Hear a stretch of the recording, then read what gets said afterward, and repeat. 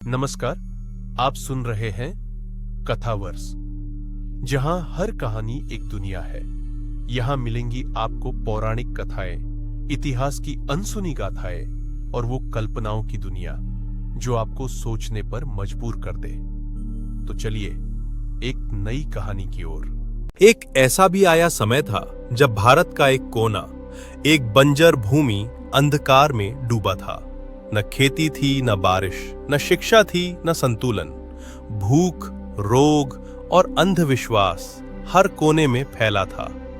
और सबसे बड़ा दुख, वहां जीवन तो था लेकिन उम्मीद नहीं थी। उस बस्ती में एक महिला थी, भानुमती।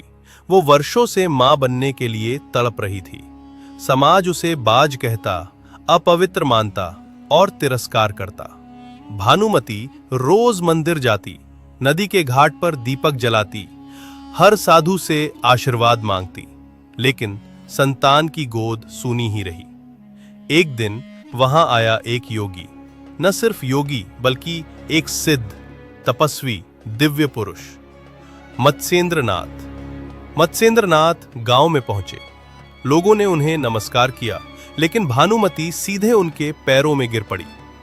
भानुमती रोती है और कहा, हे प्रभु, मेरी कोख सूनी है, मुझे मां बनने का वरदान दीजिए। मत्स्येंद्रनाथ मुस्कुराए। उन्होंने अपनी कमंडल से एक चुटकी भस्म ली और कहा, इसे अपने गर्भ स्थान पर लगाओ। जब समय आएगा और एक दिव्य बालक जन्म लेगा, जो न केवल तुम्हारा पुत्र होगा बल्कि इस युग का पथ प्रदर्शक भी। वर्षों बीत गए। एक दिन भानुमती ने बालक को जन्म दिया, लेकिन वो बालक जन्म के समय ही निश्चेतन अवस्था में पड़ा था, जैसे प्राणहीन। गांव वालों ने कहा, ये अपशगुन है, ये मृत बच्चा है, इसे त्याग दो। भानुमती रोती रही, चीखती रही, पर गांव वालों ने बच्चे को जंगल के किनारे गोबर के ढेर में छोड़ दिया। वर्षों बाद उसी बंजर भूमि में फिर से मत्स्येंद्रनाथ लौटे और उस महिला भानुमती के पास पहुंचा। भानुमती ने कुछ बोल नहीं पाई। मत्स्येंद्रनाथ ने महिला की चुप्पी को समझ गया और वहां से चला। कुछ दूरी उन्हें असामान्य ऊर्जा का आभास हुआ। उन्होंने ध्यानस्थ होकर भूमि का स्पर्श किया और वहां पड़े उस बालक को देखा। बालक अब भी वहीं था, वर्षों से एक ही अवस्था में। मत्स्येंद्रनाथ ने आंखें बंद की, अपनी शक्तियों को केंद्रित किया और कहा, हे आत्मा जागो, हे योग जे जन्म लो, हे चेतना संसार को प्रकाशित करो। एक ऐसा चमत्कार हुआ। वर्षों से पड़ा निष्प्राण बालक गूंजता हुआ उठ बैठा। उसकी आंखों में तपस्या थी, उसकी सांसों में ओंकार। उसका नाम था गोरखनाथ। गोरखनाथ का जन्म एक शिशु के रूप में नहीं, एक चेतना के रूप में हुआ था। वे न सिर्फ मत्स्येंद्रनाथ के शिष्य बने, बल्कि नाथ संप्रदाय के स्तंभ। एक समय की बात है कि जब वर्षों बाद जब गोरखनाथ सिद्ध बन चुके थे, समय बीत चुका था। गोरखनाथ अब एक युवा नहीं रहे। वे योग में, मंत्र में, ध्यान में। उनकी आंखें स्थिर थीं, वाणी मौन और चेतना परम में स्थित। कहते हैं, उन्होंने बिना किसी विधिवत शिक्षा के ध्यान के माध्यम से सब कुछ प्राप्त किया। एक समय ऐसा भी आया जब स्वयं मत्स्येंद्रनाथ, जो योग के सबसे बड़े प्रचारक थे, जो पाताल लोक में शिव की शिक्षा सुनकर सिद्ध बने थे, वो संसारिक मोह में फंस गए। उन्होंने एक राज्य की रानी से संबंध बना लिए। वहां वे भोग, विलास और प्रेम में डूब गए। तप, साधना और योग सब पीछे छूट गया। गुरु बन गए, गृहस्थ। जब गोरखनाथ को यह ज्ञात हुआ तो उन्होंने कहा, यदि गुरु गिर गए हैं तो शिष्य का धर्म है उन्हें उठाना। गोरखनाथ ने 12 बाल योगियों को एकत्र किया। वे स्वयं भी युवा थे, लेकिन उनका योग बल प्रचंड था। उन्होंने तय किया कि वे राज्य में जाएंगे और अपने गुरु को जागृत करेंगे।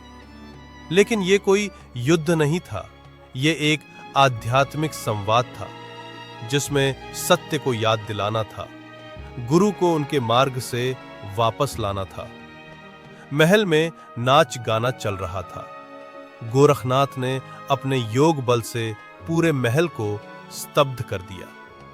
राजा चकित रह गए, रानी स्तब्ध। उन्होंने पूछा, ये कौन है?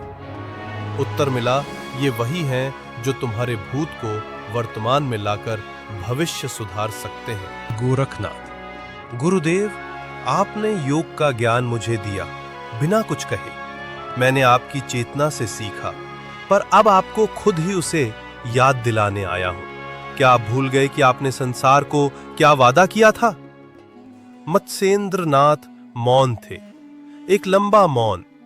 फिर उन्होंने धीरे से कहा, शिष्य वही होता है जो गुरु के पतन पर रोके नहीं, बल्कि हाथ पकड़कर उठाए। तू सच में मेरा शिष्य है गोरखनाथ। इसके बाद मत्स्येंद्र नाथ ने भोग का त्याग किया, वापस अपने योग पथ पर लौटे। गोरखनाथ को उन्होंने आधिकारिक रूप से अपना उत्तराधिकारी घोषित किया। वहीं से विधिवत प्रारंभ हुआ। इस संवाद से सिर्फ एक गुरु नहीं जागे, बल्कि एक युग जाग गया। उन्होंने आने वाले युगों को योग, तप और साधना का मार्ग दिखाया। वो जगह जो बंजर थी अब तपोभूमि बन गई।